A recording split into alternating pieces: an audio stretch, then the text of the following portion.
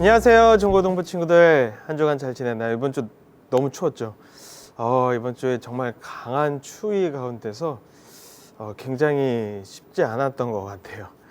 그래도 또 건강하게 또 안전하게 여러분들 잘 다니고 계실 거라 믿고 또 하나님께서 여러분들을 지켜주실 거라 생각합니다. 지난주에 이어서 우리 계속해서 아브라함에 대해서 이야기를 또 이어가 보도록 하겠습니다. 지난주에 같은 목적지 다른 이유라는 소제목으로 또 길 위에 선 아브라함이라는 큰 제목 가운데 우리 이야기를 시작했어요. 같은 목적지인 그 가나안 땅을 향해 가지만 아브라함에게는 이제 다른 이유가 생겼습니다. 처음에는 아버지의 권유로 아버지의 이끌림에 이어서 고향을 떠나서 가게 된 여행이지만 어느 순간 그 여행의 목적을 잃어버렸어요. 그리고 중간에 머물러 버리고 그 여행은 중단되었습니다. 하지만 하나님께서 나타나셔서 아브라함에게 새로운 이유가 되어 주셨고 새로이 그 앞을 향해 나아갈 수 있는 하나님께서 이렇게 힘을 주셨어요. 그래서 이제는 아브라함은 하나님께서 보여주시는 그 비전을 쫓아서 한 걸음 한 걸음 여행을 시작합니다. 인생의 이유가 되어주셨던 하나님을 붙잡고 떠난 아브라함에겐 이제 어떤 일이 펼쳐질까요? 하란에서 출발해서 이제 수천 킬로미터를 걸어서 가나안 땅, 그 약속했던 곳, 하나님께서 보여주는 땅에 도착하였어요. 거기서 이제 어떤 일이 일어났을까요? 창세기 12장 7절에서 8절 말씀을 우리 함께 보면서 어떤 일이 일어났는지 우리 함께 찾아보도록 하겠습니다. 읽어볼게요.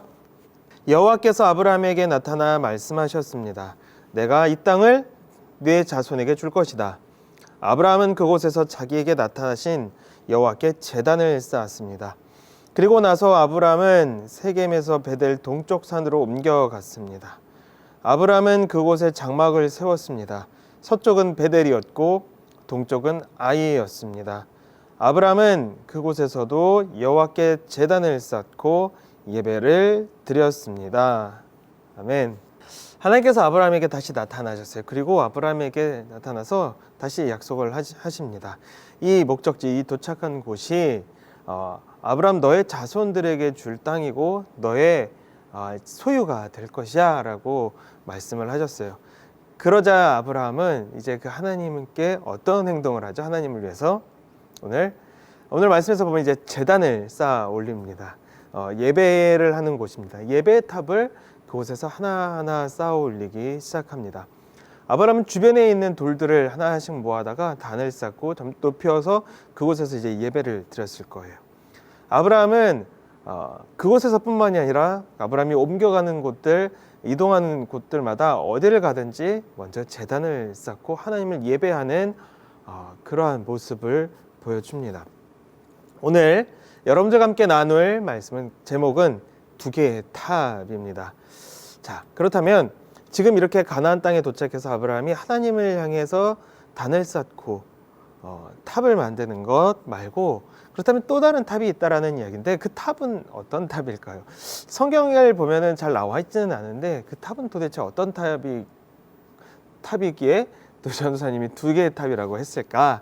여러분 궁금하게 생각하는 친구들이 있을 것 같은데 그러면 이 오늘 본문에서 오늘 말씀에서 나와 있지 않은 그 다른 탑은 사실 오늘 본문 앞서의 11장에 나와 있어요. 그곳에 힌트가 있습니다. 지난주에도 앞전에 있는 말씀에서 힌트가 있었죠. 이번에도 마찬가지예요. 앞에 있는 창세기 11장 4절을 보면은 이 아브라함이 경험했었던 보았던 또 다른 탑에 대해서 이야기를 하고 있습니다. 11장 4절 말씀입니다. 그들이 또 서로 말했습니다. 자, 우리의 성을 세우자. 그리고 꼭대기가 하늘까지 닿는 탑을 쌓자. 그래서 우리 이름을 널리 알리고 온 땅에 흩어지지 않도록 하자. 아멘. 이 이야기는 이 말씀은 어디서 나온 거냐면 바벨탑에 대해서 나올 때 나오는 말씀이에요. 바벨탑은 여러분들도 많이 들어봤을 거예요. 사람들이 자기를 높이고자 사람들의 어떤 능력과 힘과 어떤 위대함을 드러내고자 세상에 그들의 이름을 기억시키고자 높이 쌓았던 탑입니다.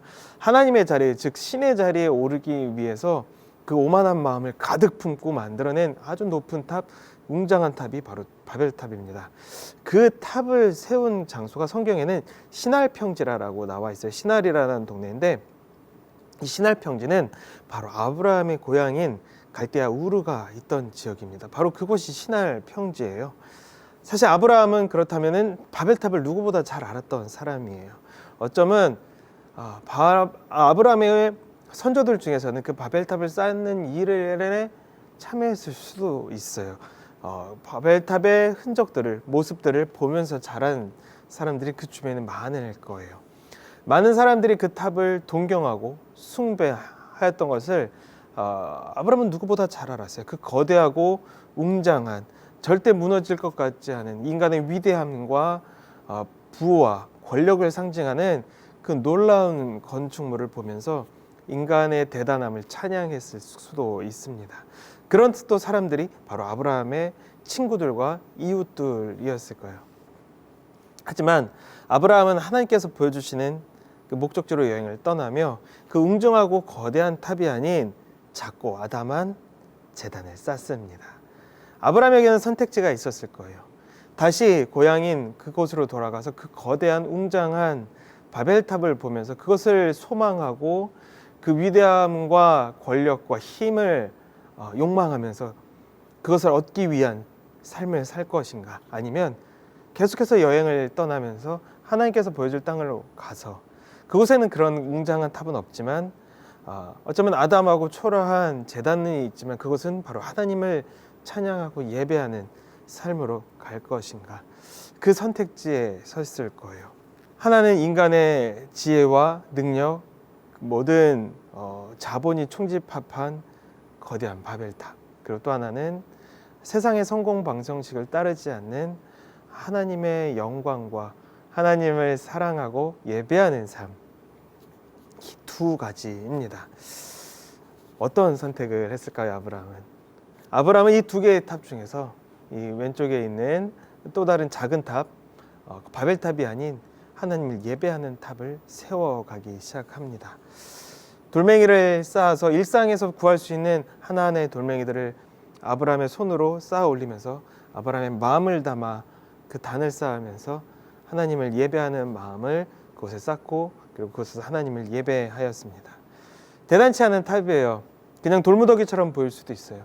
지나가는 사람들은 누가 여기다 이런 걸 쌓아놨지라고 의아해하기도 하고 대수롭지 않고 하찮은 것으로 여길 수도 있습니다. 기억하지 않을 것 같아요. 어쩌면 바벨탑이 사람들이 기억하고 우러를 수 있는, 이름을 높일 수 있는 가장 멋진 탑일 것 같아요. 하지만 이 작은 탑을 주목하시고 기억한 분이 계십니다. 바로 우리 하나님이셨습니다. 하나님은 그 탑을 보셨고 기억하셨고 그 탑을 축복하셨습니다. 하나님의 마음에 저장하셨어요. 하나님의 마음에 저장하였다는 것은 무슨 의미냐면 영원하신 하나님, 결코 변하지 않고 한결같으신 하나님의 마음에 저장됨으로 인해서 이 탑은 이제 영원 속에 기억되는 탑이 되는 것입니다.